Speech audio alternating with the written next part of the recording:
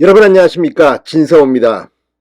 유동규 전 성남도시개발공사 기획본부장에 이어서 남욱 변호사, 그리고 화천대유 대주주 김만배 씨까지 대장동의 핵심 3인방이 잇따라 석방되면서 지금 이재명 대표를 향한 발언들이 정점으로 치닫고 있습니다. 자, 이들 세 사람이 석방된 뒤 처음으로 대면하게 된 오늘 서울중앙지법의 대장동 재판, 뉴스거리가 폭발하고 있습니다. 또다시 오늘 뜨거운 뉴스 하나가 들어왔습니다. 자, 오늘 재판에서 남욱 변호사가 정말 충격적인 발언을 했습니다. 그동안 이 대장동의 이익 4천억 중에서 몇 퍼센트 그러면서 그 중에 700억이 세금 떼고 뭐 떼고 428억이 이 정진상, 김용, 유동규에게 돌아간다, 이런 진술을 한 바 있습니다. 그런데 결국 이재명 시장 측의 몫이고 이재명에게도 돈이 돌아간다는 겁니다. 그리고 그동안에는 대선 불법 자금 의혹들이 잇따라 터졌습니다. 그런데 오늘은 색다른 또 다른 정황이 나왔습니다. 이재명의 노후 자금입니다.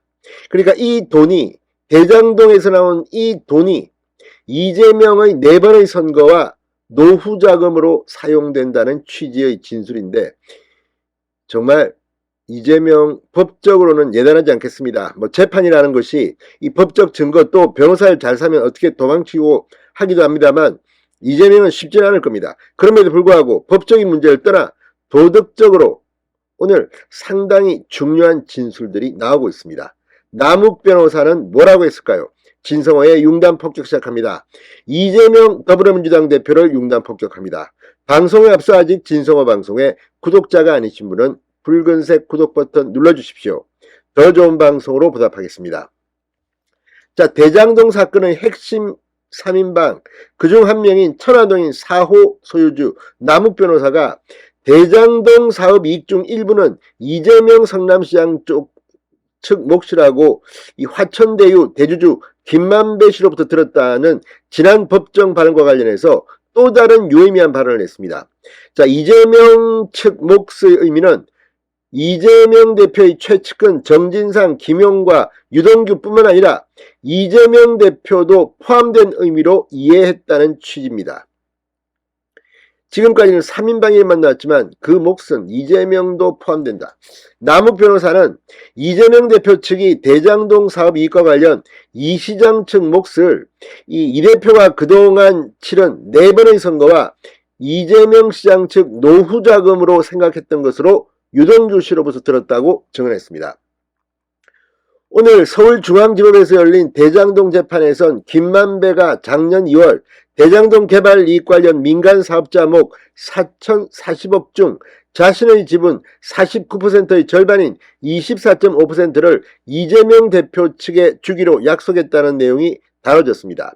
유동규 측 변호인은 이 시장 측 몫의 의미는 유동규를 비롯해 정진상, 김용뿐 아니라 이재명 시장까지 모두 포함하는 의미냐는 물었고, 이 남욱 변호사는 저는 그렇게 이해했다고 답했습니다.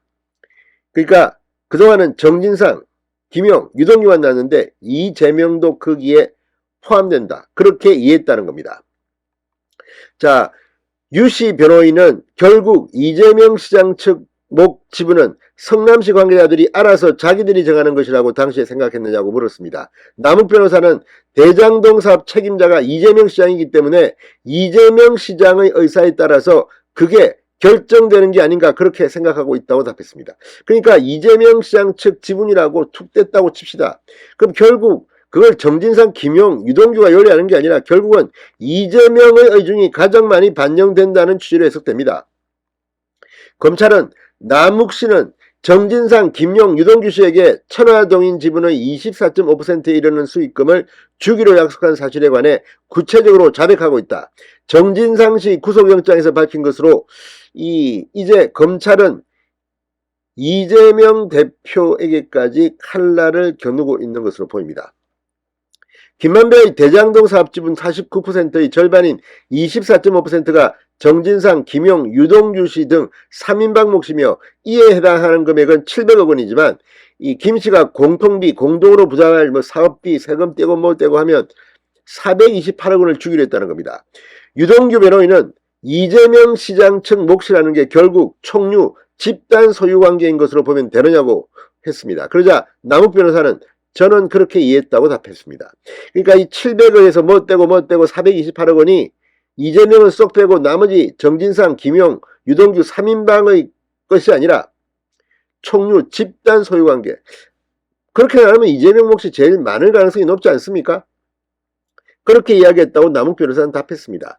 유동규 변호인이 총류라면 그러면 그 단체의 어떤 목적이 있어야 할 것 같아. 그 단체의 목적이 이재명 시장의 대선까지 염두에 둔 목적이었다는 것을 알고 있었느냐 이렇게 묻자 남욱 변호사는 제가 알고 있는 내용은 이재명 대표가 기회가 된다면 대선 염두에 두셨던 것으로 알고 있다. 총 4번의 선거, 2014년은 제가 선거 자금을 들였으니까 그 후 2017년 대선 경선, 2018년 경기도지사, 2021년 대선, 그 이후의 노후 자금 이 정도 생각했던 것으로 들었다. 유동규에게 들었다고 말했습니다. 4번의 선거 자금, 그리고 이재명의 노후 자금.